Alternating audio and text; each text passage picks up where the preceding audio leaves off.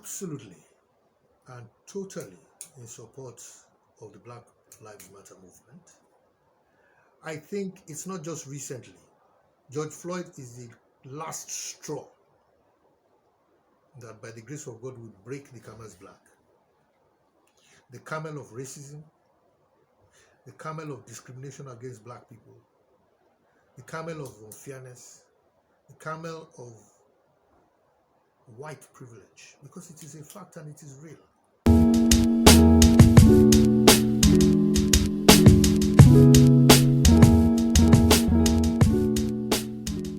And the whole 50 states in America are standing against this brutality, police brutality.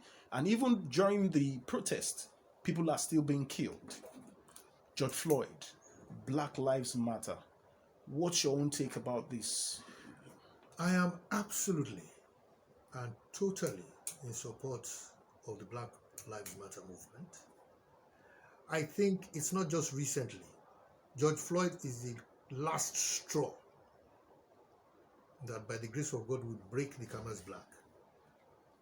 The camel of racism, the camel of discrimination against black people, the camel of unfairness, the camel of white privilege, because it is a fact and it is real.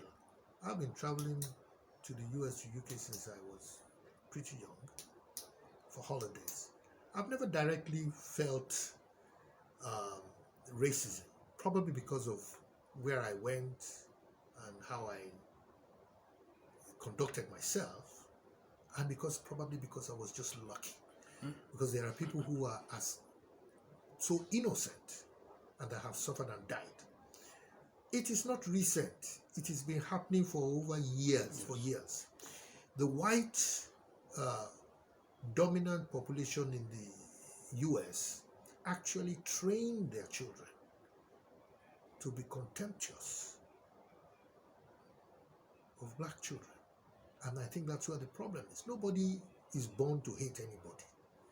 Nobody is born to be a racist. People are taught to be racist. Racism is you have to teach somebody before he becomes a racist. And it reveals also that the United States of America, that some people refer to as God's own country, is by and large a racist country. And so that qualification of God, and God is no racist, so the US cannot be God's own country. I think what happened to George Floyd was a public lynching. What we witnessed, a public lynching, a public execution by those who are in authority, who are happy to do it, who intentionally conducted what they did, who wanted the man dead. It was very clear to millions of people who watched that.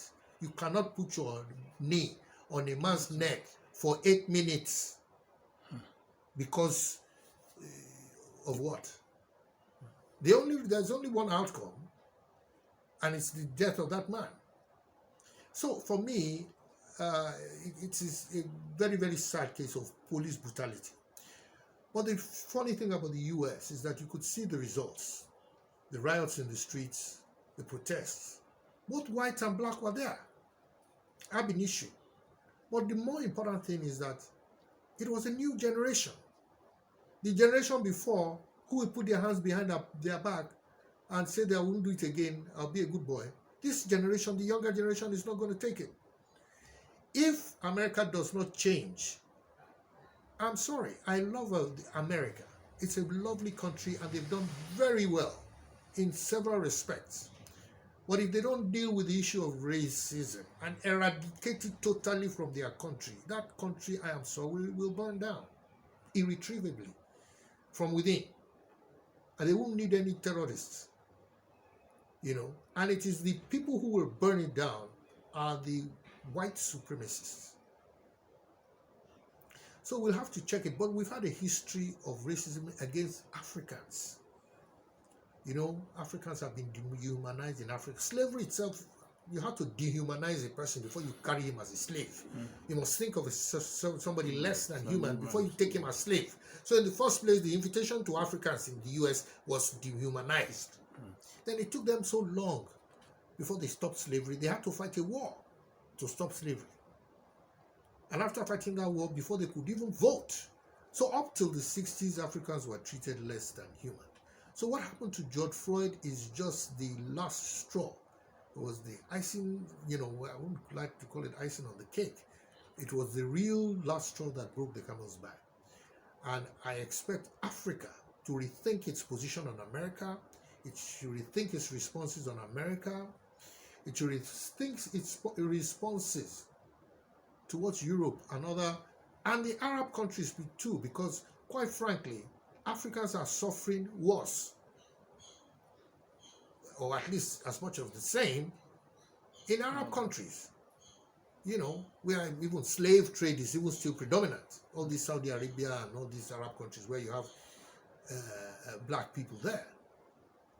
From Lebanon, we've had cases of people being mistreated, So the attitude of non-black people to black people, African dark-skinned people, is one thing that we have to deal with. But first of all, we have to look home too. While we speak to the white man, we have to look home. Look at how the policemen treat some of the people here, especially when you're poor and you don't have. But we thank God that this is happening, and I think this is an opportunity for a reawakening of Africans.